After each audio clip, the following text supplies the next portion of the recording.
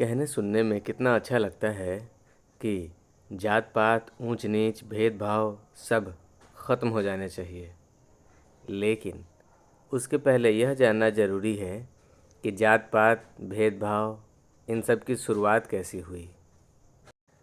आइए आपको लेके चलते हैं उस समय में जब कोई जाति नहीं थी, कोई भेदभाव नहीं था, सबके लिए एक समान अवसर थी। तो बस जिंदा रहने का संघर्ष। हम बात कर रहे हैं आदि मानव काल की, जब व्यक्ति पैरों से उतरकर मैदानों में घूमना शुरू किया था, खाने की तलाश में यहाँ वहाँ भटकते रहता, कंदमूल खाता या जानवरों का शिकार करता, कभी कभी खुद भी जानवर का शिकार हो जाता। तो जिंदगी का एकमात्र लक्ष्य था किसी भी तरीके से अपने आप को जीवित रखना। फिर लोगों ने खेती करना सीखा, जिंदगी स्थिर हुई, समाज का विकास होने लगा, जनसंख्या बढ़ने लगा। लेकिन साथ ही उस जनसंख्या को समय के अनुसार अलग अलग तरह की चीज़ों की आवश्यकता हुई।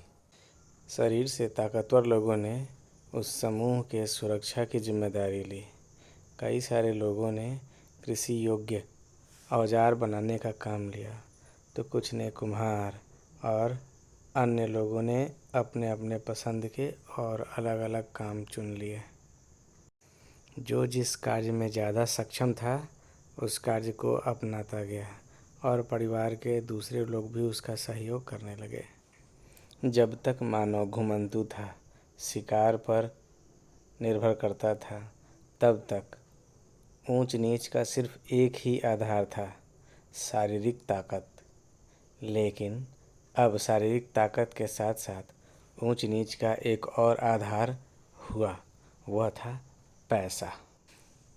जो काम आसान था उसमें ज़्यादा लोग गए, फलतः उसमें कम पैसे आए। लेकिन जो काम मुश्किल था उन कामों में जो लोग लगे उनकी आमदनी अपेक्षाकृत ज़्यादा थी। इस प्रकार समाज में 4 वर्गों का जन्म हुआ। जो लोग सबसे समझदार थे वही लोग पूरे समूह के फैसलों का निर्धारण करते थे। सबसे मजबूत लोग सुरक्षा का दायित्व तो अपने ऊपर लेते थे। तीसरा वर्ग जो खेती बाड़ी से संबंधित थे, और चौथा वर्ग जो इन सब की सहायता के लिए साधन उपलब्ध कर। उस समय आज की तरह अनेक तरह के रोजगार के साधन नहीं थे। कुछ खास तरह के काम ही थे जिनमें रोजगार ढूंढना होता था।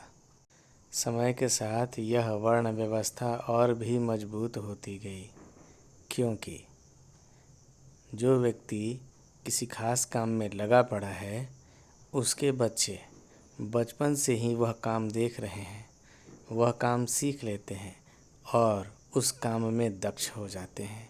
इसलिए उस बच्चे के लिए बड़े होकर के उसी व्यवसाय में काम करना आसान होता है। स्त्रियां भी अपने पति के काम में सहयोग किया करती थी, इसलिए लोग शादी भी उसी परिवार में करना चाहते थे जिस परिवार में समान तरह का पेशा हो। दूसरे तरह के पेशे वाली परिवार में शादी करने का नुकसान यह था कि जो स्त्री शादी करके पति के घर आती उसे फिर से नए तरह का काम सीखना पड़ता। इसीलिए समान तरह के पेशे वाली परिवार में ही शादियां होने लगी। इस तरह से एक ही कास्ट में शादी होना नियम बनने लगा। अब इस स्थिति में जाति का निर्धारण कर्म से नहीं बल्कि जन्म से होने लगा, क्योंकि स्त्री पुरुष समान जाति के होते थे। उनके बच्चे भी बिल्कुल वही पेशा अपनाते थे। इस प्रकार पीढ़ी दर पीढ़ी एक समान कार्य करने पर समान पेशा अपनाने के कारण एक खास तरह की दक्षता डेवलप होती गई, और यही वर्तमान जाति सिस्टम का आधार बना। उस समय आज की तरह व्यापक स्कूली शिक्षा व्यवस्था थी नहीं, जहाँ विभिन्न तरह की डिग्री प्राप्त कर अनेक तरह के उद्यमों में लगा जाए। इसीलिए लोग एक समान व्यापार में पीढ़ी दर पीढ़ी लगते गए। वर्तमान समय में विज्ञान ने बहुत तरक्की कर ली है। हजारों तरह के कार्य हैं जिसमें आप सामान्य स्कूली शिक्षा, अन्य प्रकार की डिग्रियां लेकर अलग अलग कार्यों में लग सकते हैं। लेकिन जिस समय यह कास्ट सिस्टम की शुरुआत हुई थी, उस समय इतनी सारी विकल्प मौजूद नहीं थे, जिसके कारण उपलब्ध विकल्प में से चुनने की मजबूरी थी। आज के समय में कई सारे लोग ये कहते हैं कि जाति व्यवस्था फलां लोगों ने बना दिया, लेकिन वास्तविकता ये है कि जाति व्यवस्था मानव विकास की एक कड़ी है। इसको टाला नहीं जा सकता था। यह प्राकृतिक तरीके से पैदा हुआ है। जाति व्यवस्था की शुरुआत व्यवसाय के आधार पर हुई थी, कार्यों में कठिनता के आधार पर हुई थी। तो आने वाले समय में ये जाति व्यवस्था भी ख़त्म होगी। तो एक ही तरीका है, रोजगार के अनेक विकल्प मौजूद होंगे, तो लोग अलग अलग व्यवसायों में जाएंगे। उन व्यवसायों में जाना कॉलेज की डिग्रियों के आधार पर होता है। इस प्रकार धीरे धीरे जातीय व्यवस्था स्वतः ही ख़त्म हो जाएगी। अब यह केवल पैसों के आधार पर होगा। जिस व्यवसाय में जितना कठिन कार्य होगा, उस व्यवसाय में उतने ज़्यादा पैसे मिलेंगे।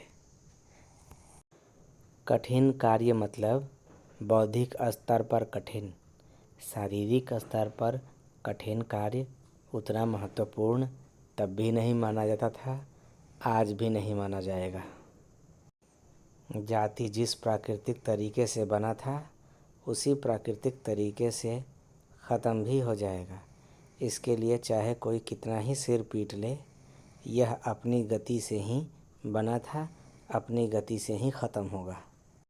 जाति व्यवस्था रहे या ख़त्म हो जाए, ऊंच नीच हमेशा से था, आगे भी रहेगा। ऊंच नीच का आधार पैसे और पावर शुरुआत से रहा है, आगे भी रहेगा।